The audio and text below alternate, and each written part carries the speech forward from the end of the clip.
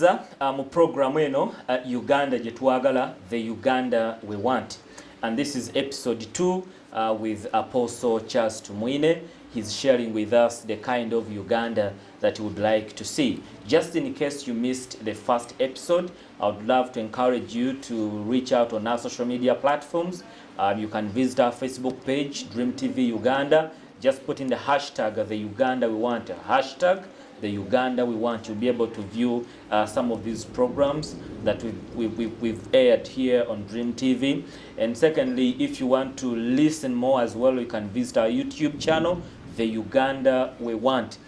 This program will be there, and his first episode actually will be there. Just look out for the Uganda we want, and you'll be able to view the first episode, because it will be important for you as well to understand what did he say in the first episode. I'll just remind you briefly before I invite him to greet you. He talked about the kind of Uganda he would like to see that fears God, not just in talking, speaking, but actually living it. The Intelligence Council of Uganda, they talked about that. They say that yes, they would love to see a Uganda that fears God. And we are glad that when we had Apostle Charles Tumwine'S in our first episode, he actually went ahead and gave us ways, the how. He actually answered the question of the how.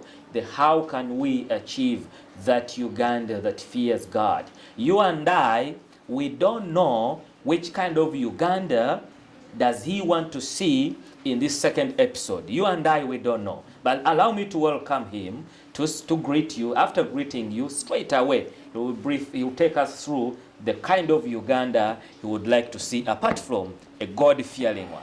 Yes. Hello, everyone. Good to see you. Thank you that you're tuned in this day, glorious day, wonderful day. Good afternoon, good evening. My name is Charles Tumwine'S. I am the PRO of the Born Again Faith in Uganda. I am a father. I am a married man to my wife, to one woman, Grace Namubiru Tumwine'S. And I love the Lord. I love serving God. I'm a father. Actually, I am a grandfather of one, Jesse, who is 5 years now. So I'm glad that we are here to serve you and to serve our country and to serve humanity. Charles Tumwine'S is a man that has been here for all the time. And April, next month, this is March, but next month I'll turn 57 years by the grace of the Lord. Now at 57, I've seen quite some stuff because I've been here. I was a student leader in the 80s during the Obote regime. I was one of the student leaders in Uganda. I've been, a keen follower of the politics in Uganda, and up until now, when I am in church leadership. So it has been a privilege and a blessing to be hosted on this glorious program to speak to the nations, those in the diaspora, my friends that are scattered abroad. I find you in nations. Last year, 2022, I was talking to some of my friends in Berlin, in Germany. And they're like saying, Apostle Charles, you are there, you are on the ground. You are our fathers. You led us to the Lord. We saw you many years ago. You preached to us. And then, here we are. But what is Uganda? How is Uganda going to be better? This is not what we envisaged. There is a better Uganda we think we need to see. And I want you, I will send you the links later so that you can follow the first episode, which we did, and then the second, and any other episodes that must happen. So the Uganda we want to see is a Uganda that is all inclusive. In the first episode, I remember I spoke about a God-fearing nation, bringing in my growth, how I grew up in this country, and how Uganda was. So now in this second episode, we are talking about the all-inclusive Uganda. I am Mchiga, and being Mchiga, we moved into Uganda, the central part of Uganda. I married a Muganda girl many years ago, 32 years ago to be precise. And the Uganda that I married in 32 years ago, marrying a Muganda girl from the Mamba clan, was a Uganda that was not segregating. It was a Uganda that never looked at a tribe, it never looked at a creed, it never looked at who you were, it looked at every Ugandan as Ugandan, every person as a person. And so I was accepted in this family, huge Catholic family, staunch, but they said, okay, if he's born again and you think you love him, bring him. So the rest is history. An all-inclusive Uganda is a Uganda like we see other nations on the face of the earth. When you look at a nation like Zambia or a nation like Botswana or South Africa, you're going to see that it is, of course, with South Africa, there is that other thing that creeps in once in a while, the phobia thing, and where they say, no, go back to your country. But formally, before 1999, South Africa was the place. I was in South Africa 1994 when they were getting their independence, when they were transferring power to the late Nelson Mandela. Yes, and I saw such a rainbow nation. I saw a nation that was welcoming. If you are Xhosa, Zulu, or any other person, you are welcome. So things began to disintegrate until where South Africa is. But when you go to a country like Zambia, where I have been before, where I've served before, you look at a country that is all inclusive. The political opposition peoples, the ethnicities, the tribal groupings, the cultural and religious groupings, it is all inclusive. So we don't want to see a Uganda that will treat you according to your tribe. I don't want to see a Uganda that will treat me according to my ancestry. I don't want to look at a Uganda that will treat my children in school like you are the Westerners. The Westerners were here. They treated us bad and all the above. You are a Westerner. I want my children to be judged according to their performance and their contribution to this country. I don't want to see a Uganda that in the days to come, my children will be hunted down because of their names, because of a link to a regime, which was a Westerner-led regime.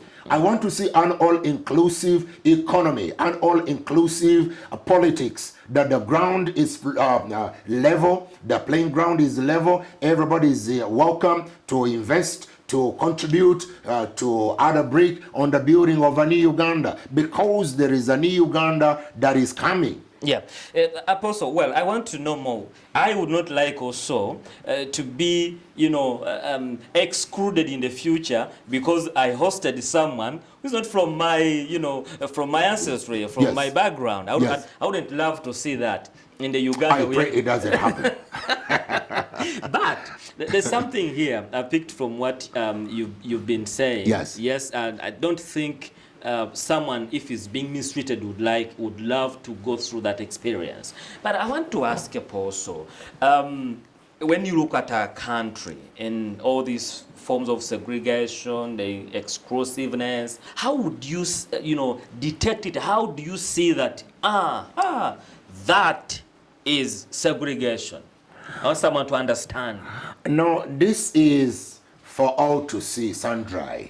Because when you apply for a job and you are 20 and you have a Chimbugwe, you have in Kalbo, you have Mugwanya and Serunjeji, and you have a Tumwine, you have a Kenyahamba, you have Turyamreva, Turyasingura, and you are 20 and you apply for job X. You all have all these qualifications. You all went through the same uni, or some of you could even be having like Harvard and Oxford and some accredited universities, acclaimed universities. You'll find that chances are that Tumwine and Kanyihamba and Turyasingura are likely to be shortlisted.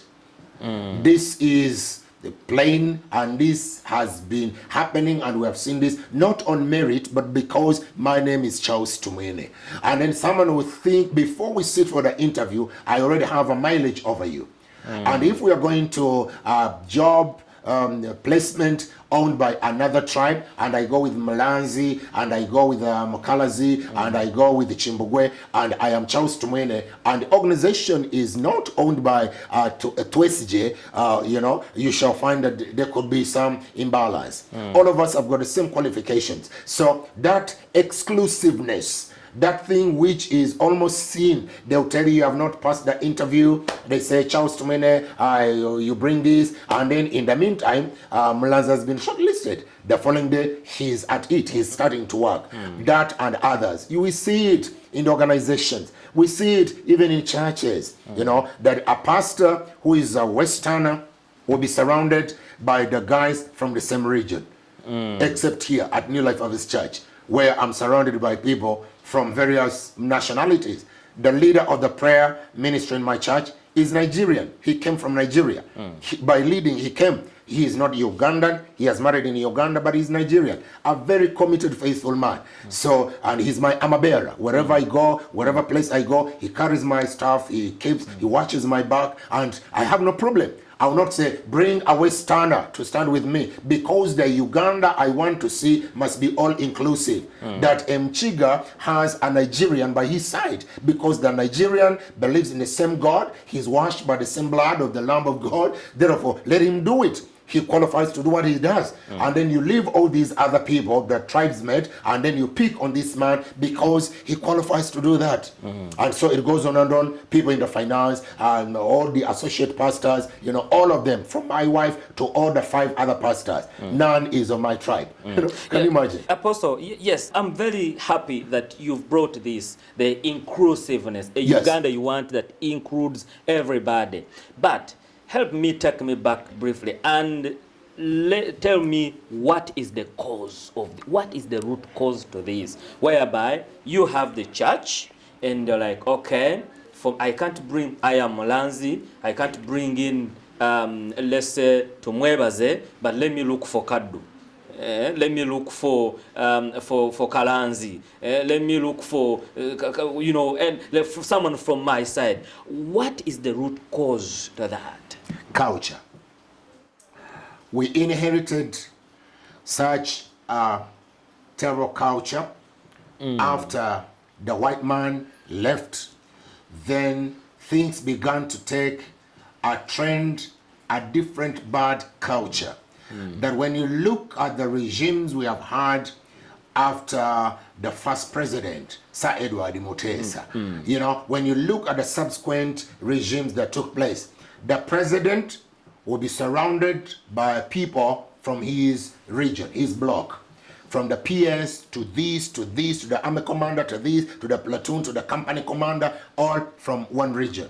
And then subsequently it began to spill that culture, not our culture norms as peoples, that our culture is Vachiga, we don't have totems, Emiziro, our culture is Vachiga, women don't kneel, you know, I'm not talking about that culture, which is a given thing, but we have a bad culture as a country. The way we do things. The way we do things, we began to do them wrongly. That you cannot have a president that is a Westerner having an army commander that is a Karmajong. You know, it will be rare, and if it did, it will be with such a manipulated stance, and it will be not like it's supposed to be with empowerment and absolute powers. It will be watched, kept under check and balances, you know, whereas it should not be thus. So you say, what leads to that? We developed a wrong, bad culture as a country of revenge, of if Mulanzi is in the seat, Kalanzi is the next. You must expect that. If Chagulanyi is in power, you should expect Sentamu. You should expect Makumbi, Nyanzi. You should. Now, this whole thing is such a bad culture that we must not see in the Uganda, the new Uganda. Let it be all inclusive. That an artist, you know, can work freely, can welcome a Nebi, a Mahdi, he can welcome an Arul, and then they work together, all inclusive. And now that is domestic. But also these peoples that come here, the Asians, the Indians, the Pakistanis, the Qataris, you know, these people that come in, let it be all inclusive. An open economy, a place which everybody can come as long as they mean well to us. Let them come and we build a country, which happens in Kenya. When you look at Kenya, you get amazed. I was in Kenya 3 weeks ago, and I'm like, God, this country has made strides. This is amazing. You know, because the kind of economy and the kind of politics they're playing is all inclusive, 100%. Of course, there are skirmishes, the Nyanza province, Mzee Later Odinga and his people, and then the Rift Valley, and then the Kikuyu, the Kambas, the Marigolis. Of course, those are natural. But on the overall, Kenya is playing such amateur politics, you know, that the Chief Justice must not necessarily be the tribe of the president. The Chief Justice in Kenya now is not a tribe of Honorable Ruto, President Ruto. Totally different. You would think on day one, he would reshuffle and then bring his person. No, they are saying we must be all-inclusive as long as these people merit to be where they are. These business people, I heard the talk of saying that the Indians, these people, the Pakistanis, the Chinese are taking our land, they're taking our jobs. Taking it where? Land is immovable. It's one of those assets that cannot be immoved. 100 years later, this land will remain here. Let them develop. Let them come. Let them help us with the capital, and we bring the natural resource, the human capital, and they bring the liquid. Let them bring the money, all inclusive. The Uganda I want to see is a Uganda that welcomes everybody as long as you mean well for the security and the well-being of this country. Okay. Well, thank you so much, Apostle, for your submission. But now, yes, it's a very good submission for you to say you have a Uganda that you want to see, which is including everyone, where everyone is inclusive. Who should do what to make sure that we achieve a Uganda where everyone is inclusive? It should begin with who? With religious leaders. Again? Yes, religious leaders. Because you see, religious leaders, my thinking is we play such a great role, a pivotal role in the formation, in the makeup, in the establishment, and in the charting of the future of any nation. Religious leaders. When we rise, the Muslims rise, etc., all the religions in Uganda, and we begin to speak about the vice of segregating, the vice of nepotism, the vice of isolating people because of their makeup. Then the civic leaders, the cultural leaders will begin to pick what the religious leaders, because we are called fathers of the faith. If we are called fathers of the faith, and we have provinces, when the Mufti of Uganda makes a statement, every Muslim will hearken. Even those in Chibuli, the Spidika, the Ahmadiyya, the every sect of Muslim, they will say the Supreme Council has passed a decree. They will unite to make sure they propagate what the father in the faith has said. Now that shows you how strong this man of God is, the Mufti. When Dr. Sirada, the presiding apostle of the born-again faith, or the local, of course there will be some pockets of people that say, wait a minute, why him? But 85%, 90%, they will say, the doctor said we should do this, and we shall rally behind him. As our father in the faith, as a religious leader, the Balokole will pay attention from the remotest village in the Kapiripirit to Kapchorwa, Senere and Kwen to Chisoro, Mogahiga. Everybody will say, what did he say? He said, we are going to have a peaceful march to fight against, to oppose homosexuality in Uganda. Don't trouble nobody, just put a placard. Every local will march in the streets, you know, to begin with. And as a result, the central government, the executive, will look and say, oh my God, because we stay with the church. If their eyes are open, they will look. If their eyes are open. Because imagine, Molanzi, we stay with these people Monday to Monday. Yeah. The president will come and address the nation once a month. The prime minister will come once in 4 months. The vice president may not speak for a whole year. But me, a religious leader, every day of the week I have a program with my people. Even if they were 400, even if they were 300 or 1,000, I have them on a daily. If I wanted to brainwash them, I would brainwash them. I tell them, don't do that. Don't do that. Let us invest. Get up, go and work. Start to work. Don't be lazy. Don't be slow. You know, form groups of 10 and 20. Create wealth. You know, wealth creation is supposed to be a program implemented by the church. It is the church leaders. It starts with the church leaders. before the government can pick and say, we are creating wealth. How often does the government speak to my people? I speak with them. The Muslims every Friday, the Seventh-day Adventists every Saturday, and now all the days of the week, we have them, we keep with them. One day, 2012, we were invited by the president to his home country in Rajtura. Myself and Dr. Serada, Bishop Ruere, and other servants of God, and from other faiths. The reason he had invited us, he said, men of God, pastors and leaders, please come. In my house, I hear my wife, Mama Janet, and my daughter Patience. Every day they're talking about Jubilee, Jubilee, Jubilee. Please come to me and teach me, what is this Jubilee? Come and empower me. So we go to Rajtura. Each one of us was given minutes to speak what they thought each one of us had knowledge and skill about. And the president is taking notes. He's writing.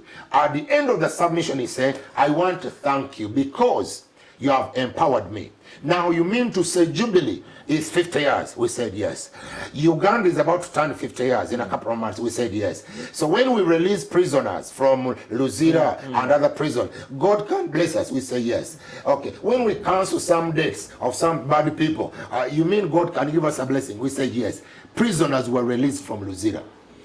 Never publicized. Those that know, they know. Some deaths were called bad deaths. They were cancelled. Now imagine if the president could call us again concerning any other matter concerning the Uganda we want, and religious peoples, we go and brainstorm. We think tank together with him. We show him our perspective. We show him what we think. Just imagine that Uganda would have. Whatever that happened in Uganda, when Uganda was turning 50, there was an input of the religious leaders because the president invited us and we envisioned him from the Bible, and then he said, now I understand. Okay. I see the power that religious leaders have got in this thing. Yes. Yes. In this thing. You've got powers, but also the other side of the central government, of the leaders, yes, it seems there is a gap between the state and the church. Yeah, and the church. Yes. How can we bridge that gap? The president invited you, yes, and when he invited you, you've just said about the result that came out of the yes, meeting. But now this gap, how can we have it? Because I believe if this gap is bridged, we are likely to achieve a Uganda that includes everyone. Yeah, the gap can be bridged when the church leaders, the religious leaders reform. Mlanzi, I don't want to trust someone that has no credibility. I want to trust someone that has credibility. And if it was not for privacy, I would give you the list of the people the president invited. And you'd wonder why that one and that one and that one were never invited. It would give you an answer to this question. Why did he? Who picked those people? They were handpicked, but who picked those people to send the invites, to bring them? So the gap can be bridged when we reform. Let us clean our act. As religious leaders, let us clean our act.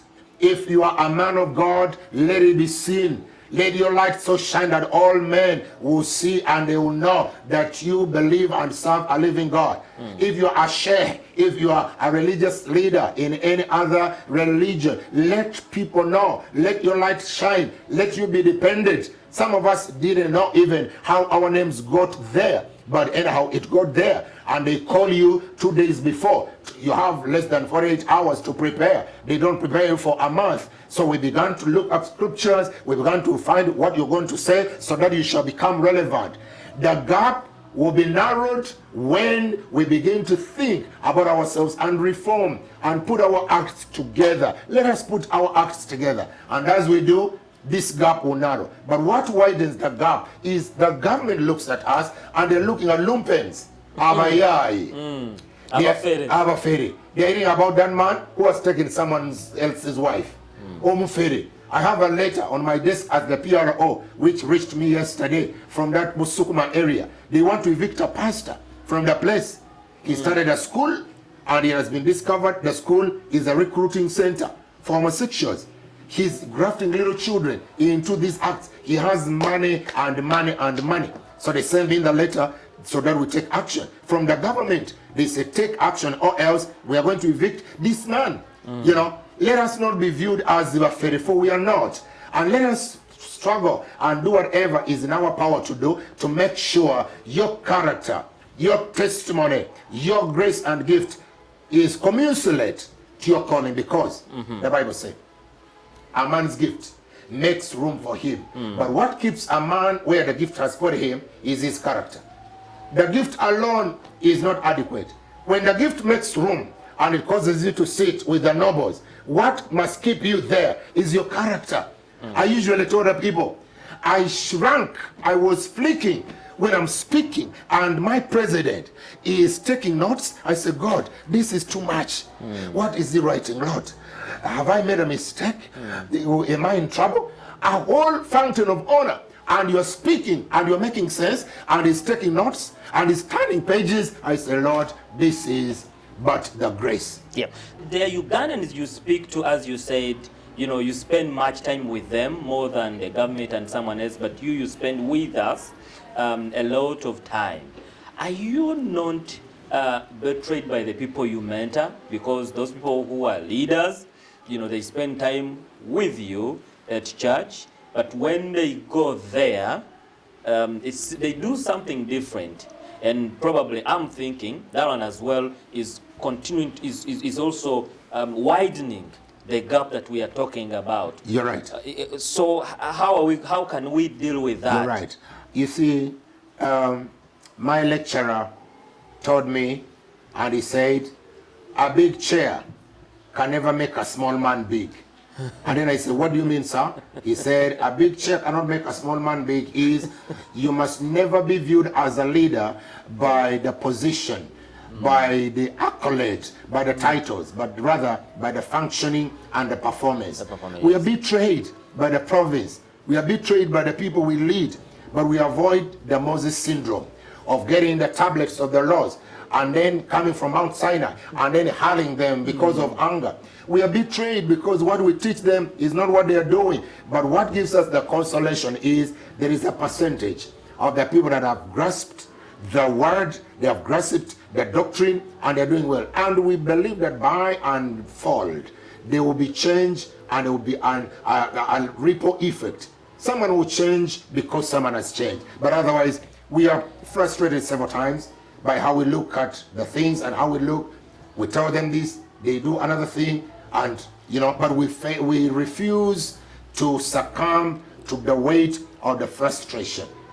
That is what Joshua did. He takes over from Moses, and he does not get angered easily, and yet Moses was angered. He missed the mark. We never know where he was buried. He never saw the promised land. But Joshua and Caleb, who came after Moses, they took Israel into the promised land. So as true leaders, called of God, we avoid always to be angered and to make a mistake because of the people that we lead, that because they have not done what we expect of them. We make sure at all time we stay focused, we keep doing the right thing, and we keep teaching and keep teaching. Who knows, one day everybody will see the truth. Apostle, don't you think that you don't, not trying to come out, like burying yourself and not being angered by the people that betray you, is as well making your office as leaders, as fathers of this nation, not effective as it should be? Now, because the option is limited. If we choose to be angered and to show vent, then we shall lose the whole project. If we choose to throw in the towel, we shall be regarded as failures. If we purpose not to do what we are doing and do it right because of the pain we have gone through, history will judge us, and history will judge us very harshly. So the option is to just serve God and then keep doing the right thing and be viewed in the eyes of the state and the bystanders, those that are watching us, and say, but there is a different man. When you look at that woman, she's different from that one. Because what else can we do? You cannot go beyond that. We are called to this faithful service, and we must give it 100% because we swore an oath to serve God's people with all our energies and with all our ability. Thank you so much, Apostle Charles Tumwine. Our viewers, just allow me not to catalyze the anger of my bosses by not keeping time. Let's keep it right here today. We will have Apostle Tumwine in our third episode sharing more about the kind of Uganda that we would like to see. You've heard it from him. Again, I question you. What are you going to do to ensure that you achieve a Uganda that includes everybody? My name is Mulanzi Robert.